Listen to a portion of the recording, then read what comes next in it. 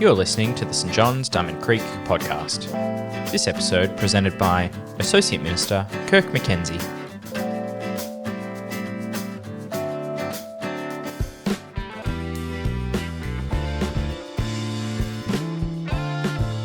Jesus loved to tell stories. In fact, his main method of teaching was to tell stories. And he liked to just tell the stories and often just leave it at that and leave his audience, whoever's listening to the story, to sort of work out what the story meant. Occasionally he would give an explanation of what the story was about, but that explanation sometimes left you more confused maybe than the story itself. Or sometimes he'd give an explanation but only to a select group of people, like to his disciples, but not to the whole crowd who was listening. Sometimes the explanation was really thorough and he'd go through a lot of detail. This bit meant that, and this bit meant that, and this bit meant that. So there's quite a variety in the way he went through his storytelling, but that was his main way of teaching. It's quite different to the way we often do teaching in our Aussie Western culture today. We do use stories from time to time, and particularly Aboriginal people have a big focus on storytelling, but often in our classroom setting, it's a bit more, point A, point B, point C, summary points and that sort of thing. And we like to wrap things up in a nice little package. And to be honest, a lot of our church teaching is like that. The talks that we do here in our church services are often a bit more that style, where we do like to have, a nice summary point and, have a bit of an orderly structure to things. And that can be good, that can be helpful, and that's kind of what we're used to. And that's not what we're going to do today. And now occasionally we'll do these biblical storytelling style talks where we lean a bit more into the way Jesus did things, where we just look at a story in the Bible, and today it's going to be from John chapter 20, verse 24 to 29, where we just look at the story and then we just ask a bunch of questions. And today I'm going to do that, and I'm not really going to answer all these questions for us. Now, we have a few questions that we love to use and that we find really helpful, and we think these questions can be actually useful in any passage that we look at. So let's put them on screen now and have a quick look at what they are, and you can use these for any passage that you like. What was weird and what was wonderful about this story? What questions might your friends have, particularly friends who are maybe completely unfamiliar with the Bible, who have never heard this story before? What do we learn about people? And what do we learn about God? What do we learn about Jesus? What difference could this make to your week ahead? And who might be encouraged to hear this story from you this week? These 6 questions we've found really useful as a church. Many other churches find these questions useful. If you ask these questions about any passage that you read in the Bible, we guarantee that you'll come to a deeper understanding of it, whether you ask them just yourself or if you're in a group looking at the passage together. So I've been asking these questions as I've looked at this story this week, and I just want to take you through some of the questions that have popped into my head, some of the thoughts that have popped into my head as I've looked at the story. Before we jump into the story and I tell you the story, let's just give you the background. What's happened before then? Well, we've looked at Jesus' resurrection. He was dead, but now he's back, and he's appeared to a bunch of people. He's especially appeared to John, who's the author of this particular book in the Bible. He's appeared to his friend Peter and to his friend Mary Magdalene, and to the group called the disciples, which we think of as probably his close friends, the disciples, who were 12 but were down to 11 at this point because Judas had left the group. But actually we realized that it was actually probably only 10 of them because Thomas, who was part of that group, wasn't there. We learn that in verse 24, which is where we pick up our story. He wasn't there when Jesus appeared to them, and so they've come to Thomas and they've gone, "Thomas, Jesus is back, he's alive, we've seen him, we've met him." And he's really skeptical about it. He's like, no, I'm not having a bar of this. I don't believe you. And then to quote him, he says, "Unless I see the nail marks in his hands and put my fingers where the nails were and put my hand into his side," which is where the soldiers stabbed the spear into Jesus' side while he's on the cross, "I will not believe." Now, you may have heard the phrase doubting Thomas. This has sort of worked its way into the English language. You may or may not have heard this phrase, but people sometimes use it when someone's being skeptical. Oh, you're such a doubting Thomas, or don't be a doubting Thomas. Well, this is the moment in history where that phrase came from, where Thomas didn't believe his friends when they told him that Jesus had risen from the dead. And I don't know how you feel about that. This is a question that's like, oh, is he being too skeptical here? Is this doubt fair that Thomas has, or is it a bit over the top? And people have sort of debated this a lot. Some people have said it's unfair to call Thomas the doubter or a doubting Thomas. It was totally legit to be skeptical. I mean, it's a resurrection. That never happens, ridiculous. Of course he should be skeptical. But you might also go, well, hang on. You've got 10 of your closest friends there, people you've spent so much time with. Surely you've got a level of trust with them. They're all telling you it happened. And you've seen Jesus do a whole bunch of miracles, incredible things previously. Should you be that skeptical? I mean, surely you should be at least going, oh, well, maybe this is true. I don't know. What do you reckon? It's an interesting thought. Well, he doesn't doubt for that long, because a week later, they're in the same house that Jesus first appeared to the disciples. The doors are locked because Christians are kind of getting hunted by the authorities at that point, so they're kind of scared about getting caught. And Jesus appears to them again, and this time Thomas is there. Jesus says to them, peace be with you. And then he speaks directly to Thomas and says, well, put your finger here. See my hands? There's holes there from the nails on the cross. Put your hand here. In the big old hole where the spear stabbed me, and stop doubting and believe. And to be absolutely fair to Thomas, he's very true to his word, and in that moment, with Jesus right there in front of him, he's utterly convinced. He doesn't ask for more proof. He doesn't go, oh, no, you could be an impersonator or anything like that. No, he's utterly convinced, and he says, my Lord and my God. Now, those words, I have lots of thoughts and questions about. My Lord and my God. What a fascinating response from Thomas. He doesn't go, Jesus, you're back. He doesn't say, Jesus, you really are alive. He has a much sort of deeper, more theological response than that. He says to Jesus, my Lord and my God. What does that mean? So a Lord is someone who's sort of the boss. They're in charge. They have a position of authority. So he's saying to Jesus, you're sort of in charge of my life. What you say goes. You have authority over me. And then he's calling Jesus God. And then you go, well, Thomas is a Jewish man, so a Jewish believer. The Jews believed in one God, the almighty, all-knowing creator of everything. And he's calling Jesus God. That is a profound statement. And I'm going to finish my talk today just leading us in a bit of a reflection on what Thomas says there. Then Jesus goes on and keeps talking to Thomas and says, well, because you have seen me, you have believed. Blessed are those who haven't seen me and yet have believed. Now this is an interesting one, and it's worth sort of stopping there and going, well, what's Jesus getting at there?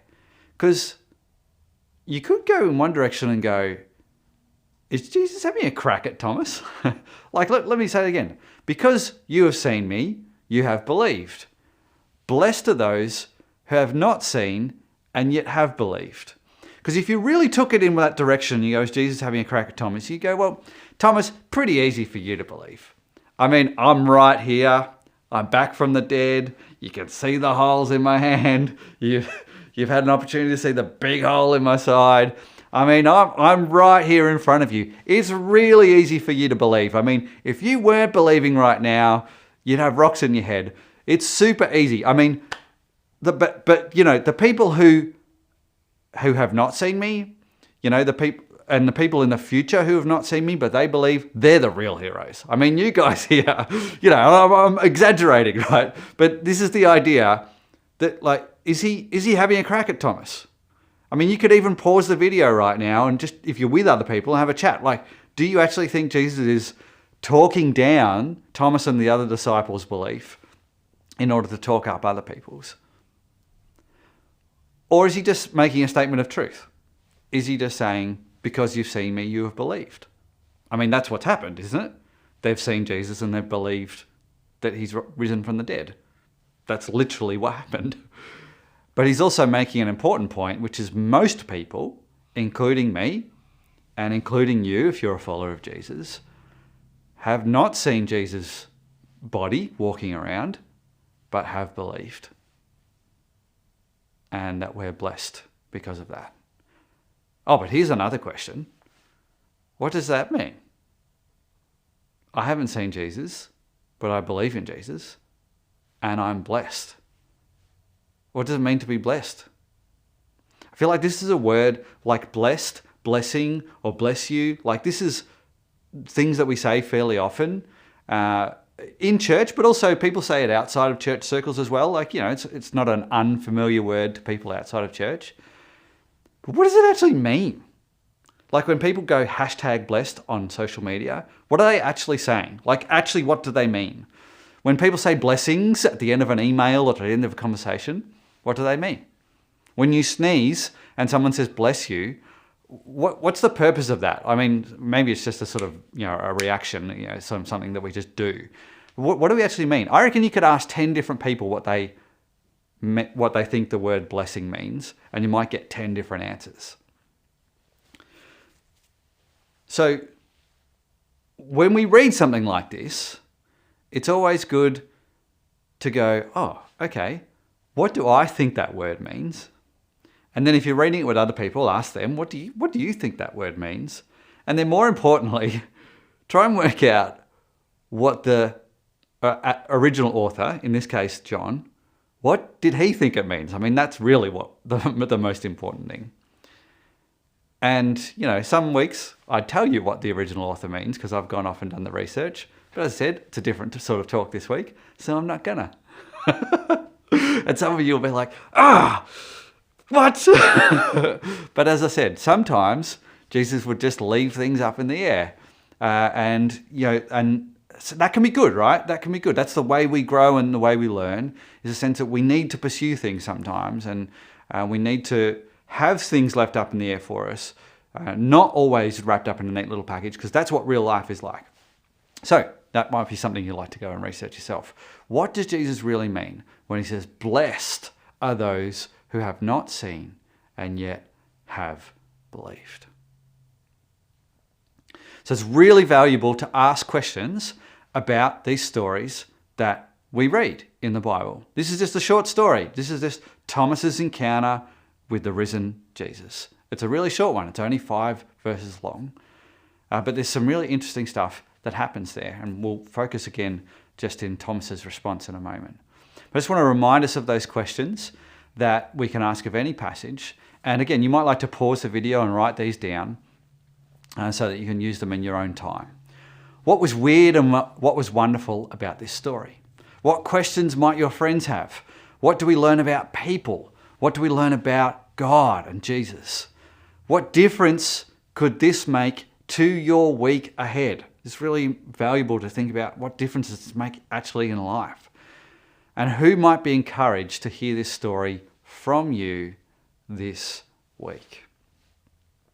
If you'd like some help in reading the Bible, then we'd love you to just go to our website and hit the connect button there, get in touch with us. And we'd love to get in contact with you and help you to understand how to read the Bible more. The best place to do that is to join a life group where people study the Bible together weekly.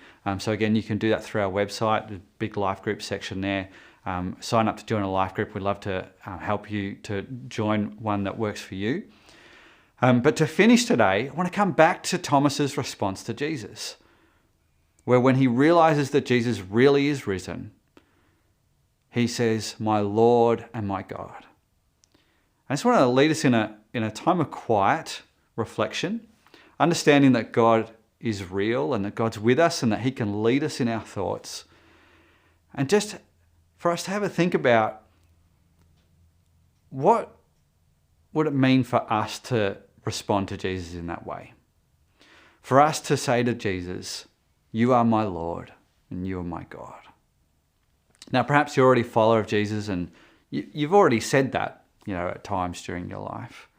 But it could be good to just revisit this idea and to talk to God about, okay, is there any areas of my life where it would be helpful to refocus my life under God's authority, and just to refocus parts of your life on Jesus and to take that opportunity now. Or if you're not a follower of Jesus, to think about, well, what would it look like to actually say this and mean it? To say to Jesus, you are my Lord and you are my God. What benefits would that bring to your life? What changes would it mean? So let's take a few moments of quiet now. And it's sort of a prayer, sort of a quiet time, sort of a meditation, and think through these words that Thomas said all those years ago. First, let's think about Jesus being Lord.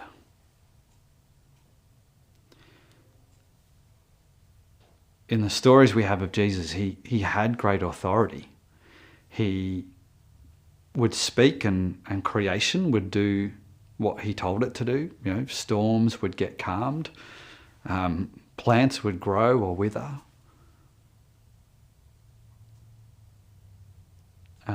He taught with great authority.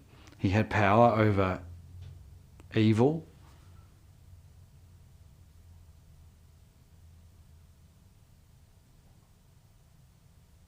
His words seemed to change lives.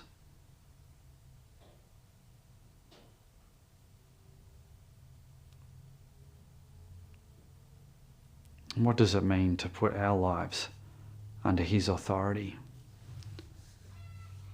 And to do what Jesus commands us to do, in particular those two great commandments, to love God with all our hearts, minds, soul and strength, and to love our neighbour as we love ourselves.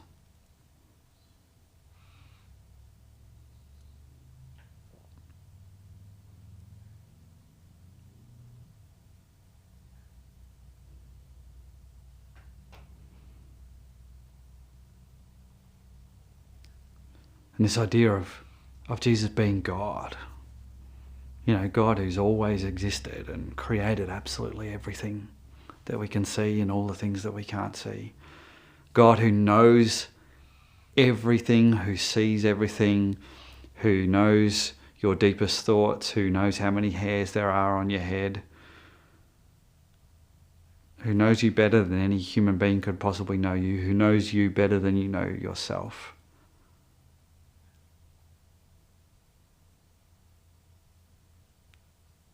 What does it mean for Jesus to be not just a person who lived 2,000 years ago, but also God, the one with that amount of power?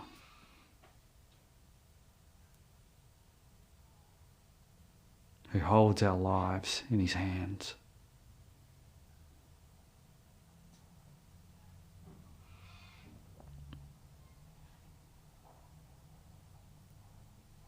Who also importantly has demonstrated his love for us through his life and his death and his resurrection.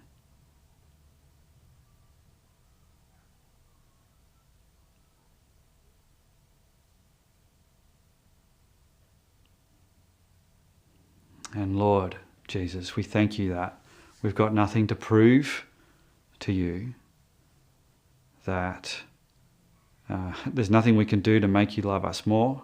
There's nothing we can do to make you love us less. You've made that clear.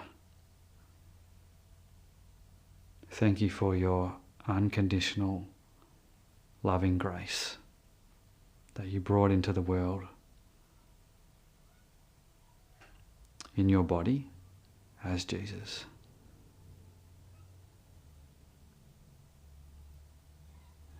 Help us to believe. Amen. Thanks for joining us. If you'd like to subscribe to this podcast, you can do so in Apple Podcasts, Google Podcasts, Spotify, or wherever you get your podcasts from. Just search for St. John's, Diamond Creek.